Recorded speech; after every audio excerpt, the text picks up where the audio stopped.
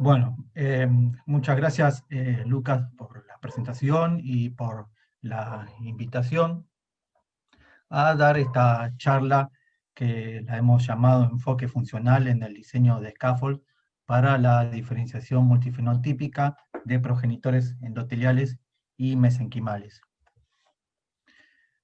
Como se sabe, ya de muchos años, el hueso tiene una capacidad única de repararse a sí mismo, prácticamente sin dejar cicatrices.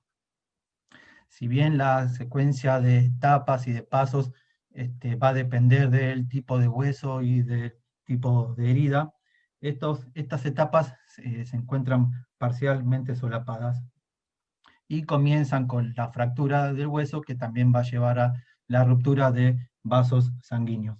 Con esa ruptura de vasos sanguíneos también se va a producir la formación de un hematoma y también inflamación en la zona. Esto va a hacer que se secreten diversos factores de crecimiento que, bueno, atraerán a células mesenquimales de varios nichos, en especial aquellos que están en la médula ósea y en el periósteo. Se van a diferenciar a condrocitos, los cuales van a producir un cartílago en el sitio a reparar. Los condrocitos luego se van a atrofiar por un estado de hipoxia. Va a haber invasión de vasos sanguíneos en la zona, mineralización de la matriz extracelular y luego por varios procesos de remodelado óseo, el hueso se va a transformar a un hueso laminar y posteriormente va a llegar hasta la estructura anatómica correcta. Sin embargo, a pesar de estos mecanismos, muchas veces el hueso se ve limitado en su propia reparación y es necesario que se intervenga médicamente para ayudarlo a reparar. Los distintos tratamientos actuales, bueno, son yesos o férulas, también clavos, tornillos y placa de osteosíntesis, que lo que van a hacer es colaborar para que el hueso quede inmovilizado y de esa forma pueda llevarse a cabo los procesos de reparación. Por otro lado, también se pueden utilizar implantes metálicos, o también conocidos como prótesis. Estos no tienen una función de reparación ósea, sino de sustitución del hueso. También se pueden utilizar distintos tipos de injertos. La función de estos injertos es rellenar el sitio a reparar y servir así de nucleación para la reparación del hueso. Bueno, estos distintos tratamientos van a tener distintas desventajas. Por ejemplo, los yesos y las férulas, bueno, no van a servir para el tratamiento de grandes fracturas. Las placas de osteosíntesis, clavos y tornillos, tienen la ventaja de que pueden soportar carga mecánica, pero van a sufrir de fatiga, desgastes y también corrosión debido a los distintos iones de los fluidos corporales, y es necesario una segunda cirugía para poder extraerlo cuando el hueso haya sanado. En cuanto a las prótesis metálicas, estas suelen aflojarse y es necesaria otra cirugía para hacer el recambio de la prótesis. Desde el punto de vista de las limitaciones de los distintos injertos, bueno, está el autoinjerto, que es considerada como la técnica de oro, pues es injerto del propio paciente, y la principal desventaja que tiene es la limitada disponibilidad. La técnica consta de extraer secciones del hueso de otros lugares, de otros huesos del propio paciente, y llevarlos al sitio de fractura para poder repararlos. La cantidad de huesos a extraer en ese sitio es muy limitada. Si se extrae mucho hueso, bueno, estaríamos desvistiendo un santo para vestir otro, como se dice. Bueno, esto también genera movilidad en el área donadora y no se pueden almacenar. Los aloinjertos, que son injertos de la propia especie, pero injertos cadavéricos, bueno, estos pueden llevar a la transmisión de enfermedades, sobre todo enfermedades virales. Son de elaboración costosa. Estos injertos tienen que estar sometidos se los somete a distintos tratamientos para poder disminuir estas cargas virales. Tienen poder antigénico, se pueden formar bancos de injertos, pero esto lleva a que haya una lista de espera y los pacientes deben recibir inmunosupresores. En cambio, los senoinjertos, que son injertos de otra especie, bueno, también pueden tener posible transmisión de enfermedades y elaboración costosas. En cuanto a los costos, hay muchos trabajos que demuestran que los costos de los tratamientos son muy elevados, pero acá les traigo solamente 3 ejemplos para mostrarles cómo van incrementándose año a año. Por ejemplo, uno de ellos está dado por la industria ortopédica en un reporte que lanzaron en el año 2013, en donde dicen que alrededor del mundo se efectúan más o menos unas 50 millones de fracturas, donde el 51% de esas fracturas son personas menores a 45 años, que ellos informan que es el grupo etario que más que produce más productivo, lo que lleva a altos costos a nivel socioeconómico. Ese mismo año, Henkel y colaboradores informaron que el mercado de injertos óseos a nivel mundial superó los 2.5 mil millones de dólares al año, con una tasa de crecimiento entre 7 y 8% anual. Más tarde, en el 2016, Leal y colaboradores informaron que los costos anuales hospitalarios en Reino Unido asociados a fractura de cadera, solamente fractura de cadera, solamente en Reino Unido, superaron los 1.000 millones de libras esterlinas. Es decir, estas desventajas asociadas a las limitaciones y a los costos hace que nazca ingeniería de tejido como un tratamiento alternativo. Si bien el término ingeniería de tejido fue definido formalmente en 1988 en un workshop en Estados Unidos,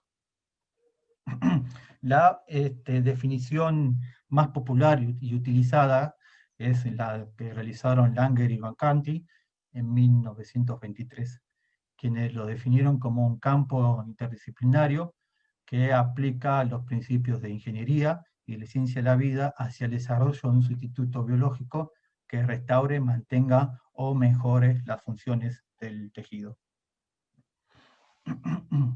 Así, la mayor meta de ingeniería de tejido es la fabricación de un constructo, de un biomaterial, que coincida con las propiedades físicas y biológicas naturales del tejido óseo, sin las desventajas impuestas por los injertos autólogos y halogénicos. La idea principal es, bueno, tener un constructo, un biomaterial que una vez implantado en el sitio a reparar pueda ayudar a que el hueso repare por sí mismo. Esto lo hace, bueno, emulando 3 componentes de los autoinjertos, que es la técnica de Oro. Uno de esos componentes son las células. Sobre este biomaterial van a crecer las células que van a llevar adelante la regeneración ósea. Esta capacidad, ¿sí?, de generar hueso se llama osteogénesis y va a estar dada por las células que se encuentren en el material. El otro componente es la matriz tridimensional, una matriz tridimensional porosa. Sobre ella va a brindar un lugar, un soporte para que las células puedan crecer, proliferar, diferenciarse y generar hueso, y también para que haya movimiento de oxígeno, nutrientes, para que puedan eliminarse los desechos metabólicos de las células, y también generar un espacio para que puedan crecer los vasos sanguíneos. Este proceso se llama osteoconducción, y esta matriz tridimensional también se la llama scaffold. Scaffold en inglés significa andamio, y eso nos da una idea bastante acabada de la función del la matriz extracelular. El último componente son estímulos. Generalmente estas son moléculas que lo que van a hacer es llevar adelante la osteoinducción. ¿Qué es la osteoinducción? Bueno, promover la diferenciación de las células del linaje osteoblástico hacia osteoblastos. De esta forma, la interacción entre los tres componentes scaffold, moléculas de señales y células va a generar un constructo que en ingeniería de tejido óseo va a ayudar a la reparación del hueso. Los scaffold no solamente van a brindar un lugar para la adhesión de las células y un soporte mecánico para luego la cirugía, sino que también van a servir para sostener un sistema de liberación de drogas, las cuales van a influir, estas drogas que se liberen, en la actividad de la célula, en la diferenciación fenotípica de la célula, y así estas células podrán entonces generar el tejido óseo dañado. Una pregunta de suma importancia, entonces sería bueno, ¿todos los materiales pueden ser utilizados en ingeniería de tejido? La respuesta es obviamente no, deben cumplir una serie de requisitos, cada vez son más. Estos requisitos se los pueden agrupar, por ejemplo, requisitos biológicos, tiene que ser no tóxico, no inmunogénico, biocompatible, bioabsorbible, biodegradable, bioactivo, osteoinductivo. Y también requisitos del tipo estructural, biomimético, bioinspirado, darle una capacidad, darle una arquitectura deseada, la forma de una medida de esas arquitecturas, una porosidad, interconectividad de poros, propiedades mecánicas, pues tiene que garantizarse que el scaffold no colapse ante las fuerzas impuestas por el hueso y los músculos, y también cierta topografía superficial. En cuanto a su composición, bueno, pueden ser cerámicos, polímeros, los polímeros pueden ser naturales o sintéticos, y vidrios bioactivos, o también materiales compuestos. Materiales compuestos, es decir, mezcla de cerámicos con polímeros, polímeros con vidrios bioactivos, etc. Combinación de ellos. También hay una lista en tecnología de producción. La lista es cada vez más extensa. Acá les dejo algunas muy, digamos, utilizadas actualmente. Y una categoría algo menor que puede ser englobada como otros, que tienen que ser esterilizables, de bajos costos y radiolúcidos. Ahora a continuación les voy a mostrar algunos resultados propios de nuestro grupo, donde hemos evaluado algunos de estos requisitos en algunos biomateriales. Por ejemplo, hemos utilizado en colaboración con un grupo de la Universidad Nacional de La Plata, Instituto de Física y Fluidos Biológicos, estas membranas ordenadas que son realizadas de colágeno. Estas membranas de colágeno, perdón que me está estas membranas de colágeno, entonces son ordenadas en forma de loma. A su vez, estas membranas de colágeno no solamente están ordenadas en forma de loma, sino que las moléculas de colágeno están alineadas y en forma paralela a estas lomas, ¿sí? Está estructurada la superficie.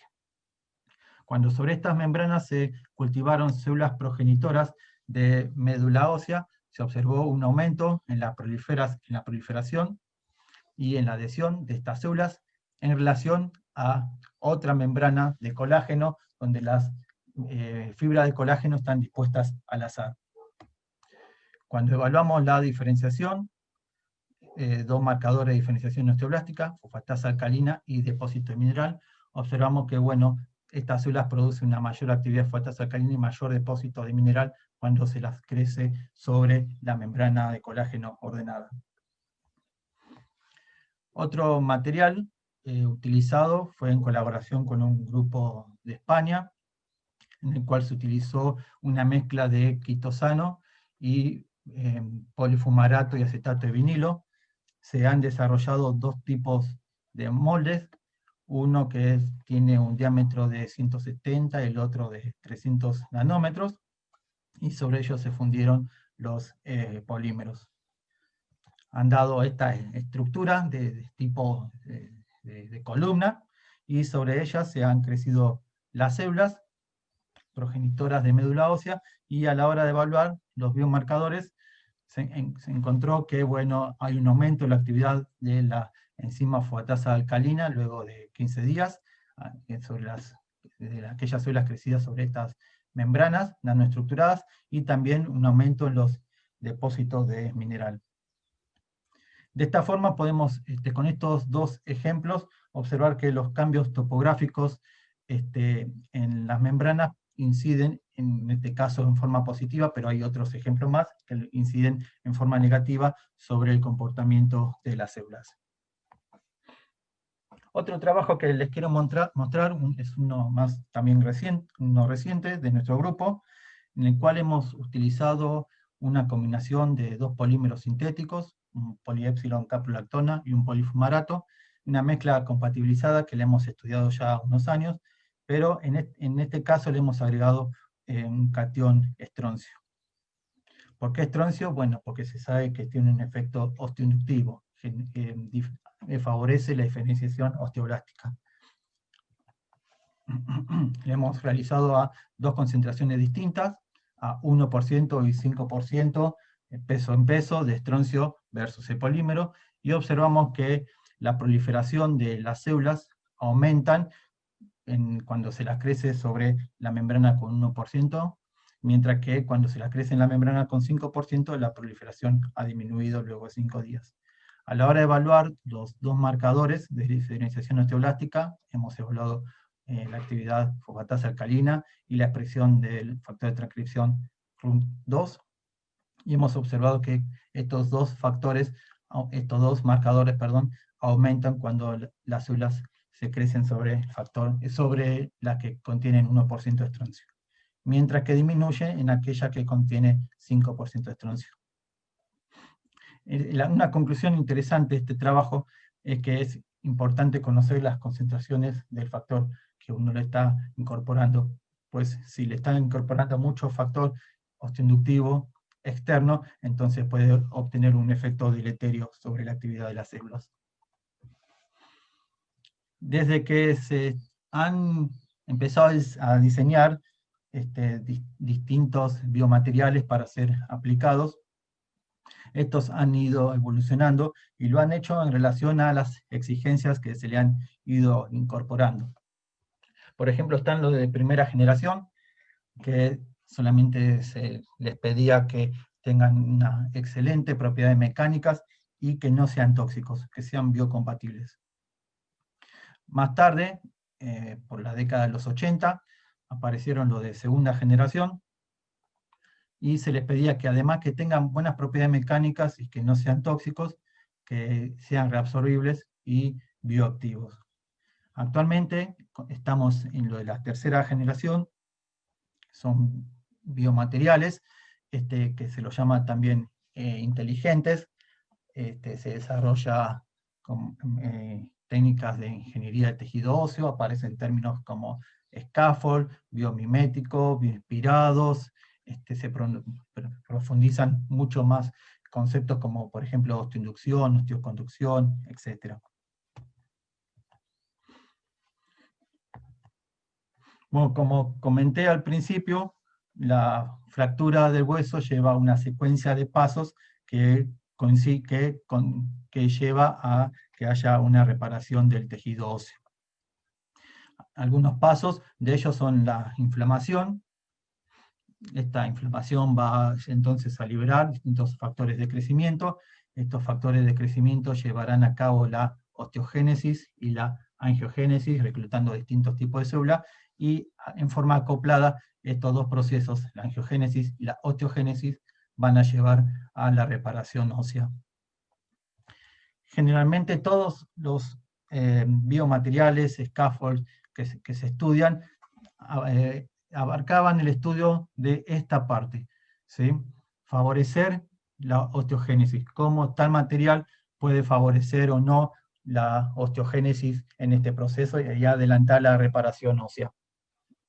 Claro que siempre durante el diseño del material se le brindó lugar a la angiogénesis, pero en forma más indirecta, es decir, evaluando el tamaño de poro, la el porcentaje de porosidad, interconectividad, etc. Debido a la importancia de tener una buena vasculatura, desarrollar una buena vasculatura durante el proceso de reparación ósea, esta importancia ha sido conocida ya desde hace décadas, es que en los últimos años, además de favorecer la osteogénesis, se están desarrollando materiales con funcionalidad dual. Es decir, no solamente pensar la osteogénesis, sino que diseñar y lograr tanto la osteogénesis como la angiogénesis, para que de esa forma trabajen en forma acoplada en el scaffold y puedan llevar a la reparación ósea. En este gráfico se pueden ver algunos esquemas, algunos ejemplos de cómo esto se llevaría a cabo. Bueno, en una matriz tridimensional, ¿sí? En el ejemplo A, por ejemplo, está soportando dos tipos de moléculas. La verde, que está acá, estos triangulitos verdes, son moléculas osteoinductoras, mientras que estas rojas, los círculos rojos, serán moléculas angioinductoras, ¿sí? Entonces, este material va a contener y a liberar dos tipos de moléculas. Uno va a ser osteoinductor y la otra va a ser angioinductora. En este ejemplo, en el ejemplo B, una matriz tridimensional que va a soportar un solo tipo de molécula, ¿sí? Esta molécula va a tener una funcionalidad dual. Por sí misma la molécula va a ser angiogénica y osteogénica. En el ejemplo C, la matriz tridimensional va a estar dada por un biomaterial osteoconductivo, ¿sí? El mismo material va a ser el que dé la capacidad osteoinductora. Y va a soportar una molécula, las moléculas rojas, como marcábamos en el ejemplo A, que va a ser una molécula angioinductora. Y en el ejemplo D, va a ser un material compuesto por dos biomateriales, material poroso compuesto por dos biomateriales, en donde uno va a ser angioinductor y el otro va a ser osteoinductor. Debido a que existe un crosstalk entre las células, de las células del linaje osteoblástico y las células endoteliales, ¿sí? Las células endoteliales, por ejemplo, van a producir BMP2, 4 y 7 y van a activar y regular las células del linaje osteoblástico, mientras que las células del linaje osteoblástico van a producir, por ejemplo, VEGF, sigo bien, y van a estimular las células endoteliales. Es que se ha estudiado cocultivo de estas de células de estos dos linajes sobre scaffold in vitro. Y se ha visto que, por ejemplo, la osteogénesis dada en estos cocultivos no alcanzan para favorecer la angiogénesis. Además, en caso de los grandes scaffold, la supervivencia de las células se ven comprometidas en el seno del mismo debido a la hipoxia y la falta de nutrientes, el tiempo que toma en desarrollar vasos sanguíneos para que lleguen al centro de los scaffold. Es por ello que scaffold con sistema de liberación de drogas, sobre todo factores de crecimiento, ha llamado mucho la atención en estos últimos tiempos, seguido también de oligoelementos. En este trabajo, en esta tabla, se pueden ver algunos factores de liberación de crecimiento que han sido liberados en distintos tipos de materiales, con distintos tipos de forma de matrices, pueden ser scaffold, hidrogeles, microesferas, etc. Y modelos animales en donde los han estudiado. En esta otra tabla se puede ver algunos trabajos en donde se han estudiado el efecto sinérgico de los factores de crecimiento sobre los scaffolds, como si favorecen o no tener dos o uno de ellos. No solamente se ha estudiado el sistema de liberación de factores de crecimiento, sino que también se ha estudiado muchos sistemas dopados con distintos iones metálicos, pues desde hace mucho tiempo se conocen que estos pueden tener actividad osteoinductora o angioinductora. Y estos biomateriales son más que nada de tipo cerámicos o del tipo vidrios bioactivos, en donde se les ha variado la composición de sus constituyentes, agregándole algunos de estos elementos trazas.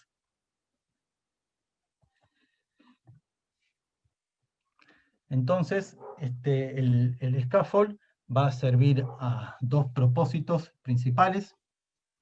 Uno, como mencioné antes, es proporcionar un soporte al actuar como matriz extracelular artificial que le va a permitir a las células infiltrarse, adherirse, proliferar, diferenciarse y generar hueso. Y el otro también propósito es servir como una plataforma para los sistemas de liberaciones de droga. Hay que tener ciertas consideraciones al momento de diseñarlos, además de la forma anatómica del hueso y de la forma de daño de fractura. Hay que tener consideraciones, por ejemplo, del tipo de técnica de fabricación, química de la droga a liberar, y diseño de un sistema de liberación de droga para tener una cinética de liberación deseada. Por ejemplo, se pueden utilizar los factores proteicos, factores de crecimiento tipo proteico enteros, o solamente una porción, la porción bioactiva de ellos, los cuales pueden ser embebidos físicamente en la matriz extracelular y que se vayan liberando a medida que la matriz se va hinchando por los mismos fluidos corporales o se vaya degradando, o también pueden estar encapsulados en nanopartículas y a medida que estas nanopartículas se van a ir degradando, pueden ir liberando estos factores de crecimiento. También pueden estar unidos a unos sistemas de anclajes, pueden estar unidos en forma física a unos sistemas de anclaje que están unidos químicamente a la matriz extracelular, como por ejemplo la heparina, se puede unir heparina, se puede unir a la matriz porosa, y los distintos factores de crecimiento pueden quedar atrapados por interacciones iónicas a la heparina. Y tener así una mezcla de componentes, ¿sí? Factores de crecimiento con nanopartículas atrapados por heparina o simplemente con absorción física. En este otro sistema también lo que se muestran, además de los anteriores, se muestran dos estrategias de terapia génica. En la matriz tridimensional se pueden colocar plásmidos o vectores virales que vayan a transfectar a las células que se cultivan sobre estos scaffolds, o incluso ya se pueden colocar células transfectadas ex vivo con los distintos plásmidos de los distintos factores de crecimiento que uno quiere que la célula produzca a medida que se va generando el hueso. En este otro gráfico se ven algunas estrategias más. Se puede colocar alguna droga, algún sistema que produzca oxígeno dentro del material, y de esa forma las células no se encuentran en estado de hipoxia y darle tiempo a que los vasos sanguíneos se formen y lleguen al interior del scaffold. Se puede tener también factores de crecimiento utilizados en un sistema de clivaje, crosslink de proteína, en donde, bueno, puede ser después clivado por una metaloproteasa, por ejemplo, de matriz, y de esa forma liberar el factor de crecimiento.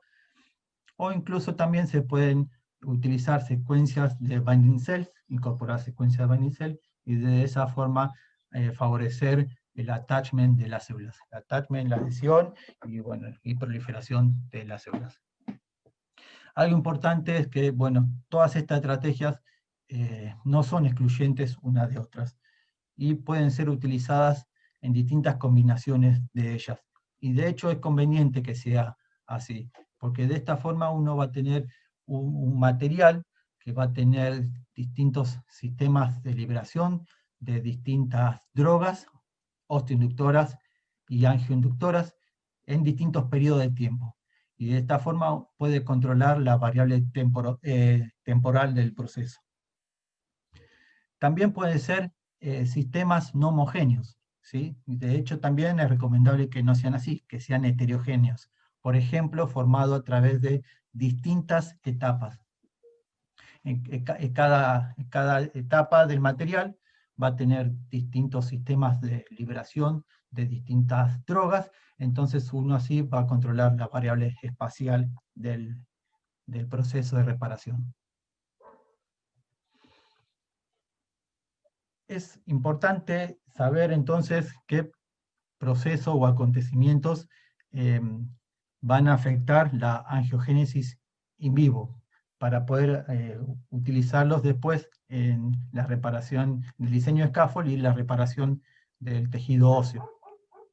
Los que actualmente se llevan toda la mirada son controlar las variables temporoespaciales, como les mencioné en la presentación anterior. Y eso se da porque durante el proceso de reparación de la herida, no todos los factores de crecimiento se secretan al mismo tiempo ni en el mismo lugar. Entonces van a existir gradientes temporoespaciales de cada uno de ellos. Hay que tener, obviamente, distintas precauciones al momento de utilizarlos. Por ejemplo, la baja vida media. Una vez incorporado el scaffold al cuerpo, muchos de estos factores de crecimiento tienen una vida media corta. Corta, estoy diciendo de 7, 8, 9 horas de vida media. También se desconoce al detalle qué factores específicos van a provocar en vivo la cascada de diferenciación de las células endoteliales. Así que hay que tener mucho cuidado con las concentraciones de los distintos factores que se vayan a usar. Concentraciones mínimas, bueno, no se va a obtener el resultado que uno desea, y concentraciones máximas va a hacer que se pueda generar pego de tumores. Además también el sinergismo entre ellas, hay que tenerlo en cuenta, pues si hay un efecto sinérgico o aditivo de los distintos factores de crecimiento, entonces habrá que bajar la concentración de los mismos. Muchos de estos factores de crecimiento también hay que tener la precaución de que no solamente actúan en forma parácrina y autócrina, sino que también actúan en forma intrácrina. Es decir, ¿qué pasaría con estos factores de crecimiento en aquellas células donde se ha colocado un vector, un plásmido? ¿Sí? Otros a tener en cuenta son las interacciones entre las células. Ya dijimos que las células están conectadas entre ellas por distintos factores de crecimiento que van secretando. Bueno, ¿qué pasaría con esta interacción si uno de afuera le está agregando factores de crecimiento en forma con el scaffold? ¿Sí?